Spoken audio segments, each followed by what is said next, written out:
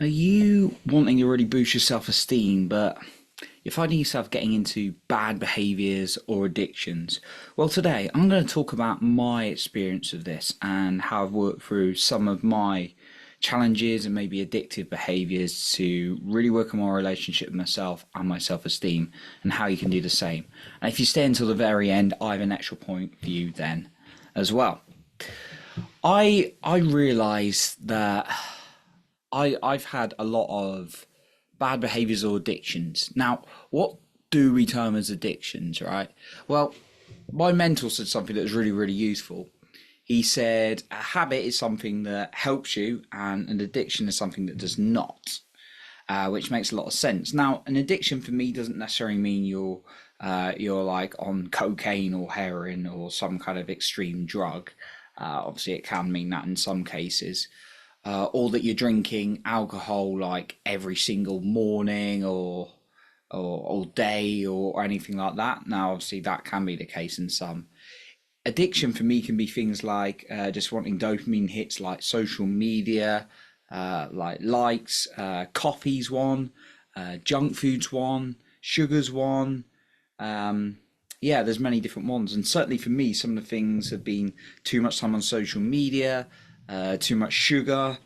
Fortunately, I exercise a lot, so I didn't put on too much weight.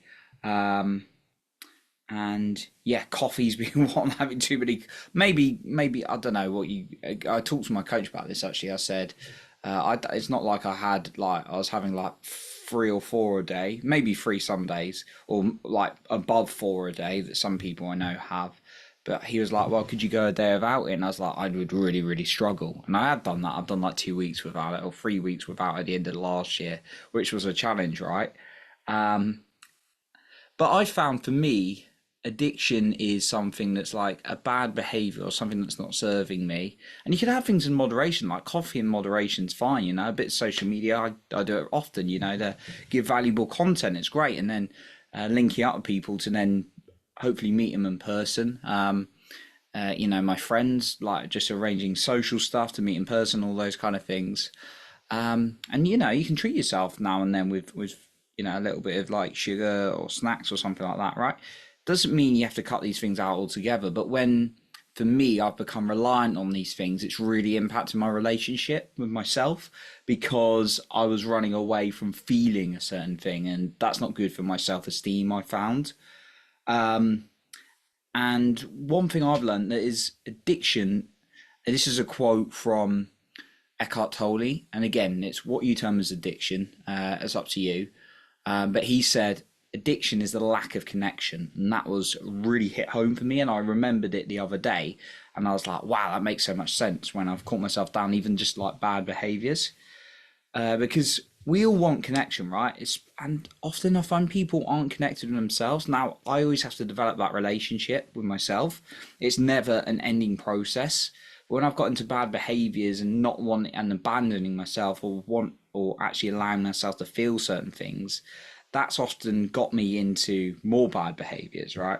Maybe going out and partying too much. This was a common pattern from my 20s. It was like, I wasn't even conscious to doing it. I was like, I don't want to feel bad, right? I just split up with someone or didn't work out with someone, and then it's like, right, let's go out, guys, whatever, and party, whatever. So, yeah, how does it help? Just wondered, like, does it help you when you run away from feeling stuff? It may be, you know, comfortable for you to run away from it for the moment, but it builds up, and certainly has for me. So I just want to go through some guidance on what I've helped work through maybe some of these bad behaviors, some of these addictive patterns that I've felt. The first one is you've got to connect with yourself. Find time to connect with yourself. Find some, and whatever form that is for you is completely up to you. Don't do because someone tells you it. Just because someone's like, right, this is what I do. You can take ideas, but whatever it is works for you. Some people like a journal, some people don't. Find some time to connect with yourself. Maybe it's a quiet walk every morning. Just do something to connect with yourself, because when you can do that, you can really hear what's going on inside yourself. And often I find so many of us are so busy that we don't find time to do this, and that just worsens the relationship with ourselves, and therefore we get into our, excessive, maybe partying like I was, um, eating too much bad food, maybe walking away and having a coffee, scrolling on Instagram, whatever it is, to run away from ourselves when we don't find that time to connect with ourselves, even if it's uncomfortable, right? So that's the first one.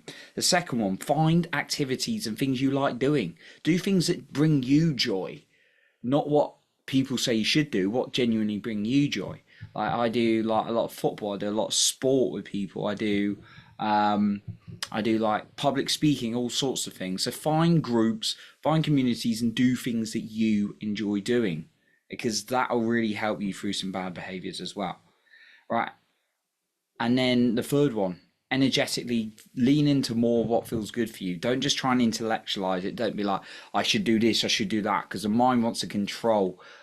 That's what it does. And this is something I've been very guilty on. I'm actually still working through, admittedly. And I've been working through for a long time. But the mind likes to control. It likes to know what's a direct path, right? I can give you this guidance, try it out for yourself. But like, you've got to feel into what feels good for you. Now, also one thing I will say as a kind of side note to that is sometimes things we feel uncomfortable because things are like we get fearful, and do pay attention to when it's just fear coming in to actually when things don't feel aligned. When things don't feel aligned, try and remove yourself from them as much as possible. When you're facing a new challenge and you get fearful, that doesn't mean it's not aligned, and you'll know the difference if you listen to yourself between the two. So energetically, what's maybe aligned and what's not to you, what feels good, what fuels you up, then start doing more of that, because when you listen to more of yourself, you want to do more of the things that make you feel alive, right? And then final point I want to share with you, bonus one, is check out the book The Power of Now by Eckhart Tolle, because this really talks about presence, being in the now. And when I found I've done that, and again, this is something I'm still working on, always going to be working on, is when I'm more in the now, I'm able to connect with myself. My self-esteem's a lot better because I know what's right for me. I can see what's going on in that crazy monkey mind of mine, right? And step back, and therefore that stops me getting to patterns of bad behaviors. So I would highly recommend checking out that book as well. And then experimenting with things like meditation, breath work, and see what feels good for you. For me, I prefer breath work over meditation. That's just a personal preference. So that's what I got for you today. I appreciate you for being here. You're improving other people in your life by being the best you. And remember, you are in control of your own self-esteem and confidence.